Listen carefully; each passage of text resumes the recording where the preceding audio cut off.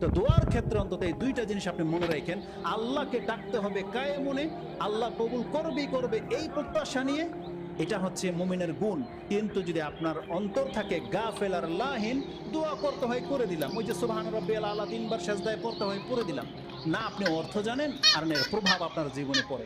সেজদায় যে আল্লাহর কাছে বলতে হবে, কিছু চাইতে হবে, সেটা আপনার ফিল হয় না, অথচ সেজদাটা আপনার এত বড় একটা পাওয়ারফুল ইবাদত, যেখানে দোয়া করলে আল্লাহর কাছে পৌঁছে যায়। ওই সময় আল্লাহ অত্যন্ত নিকটে আপনার হয়ে যায়, অথচ সেই সময় আপনারা দোয়া করেন না কেন? গাফেল। কারণ আপনি জানেনই না আপনি কোন অবস্থায় আছেন, জানেনই না।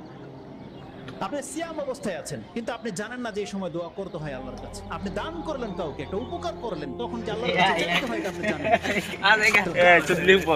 ব্যক্তিদের দোয়া কবুল হবে না। দোয়া করতে হবে অন্তর থেকে, আশা ভরসা নিয়ে এবং একিনের সাথে।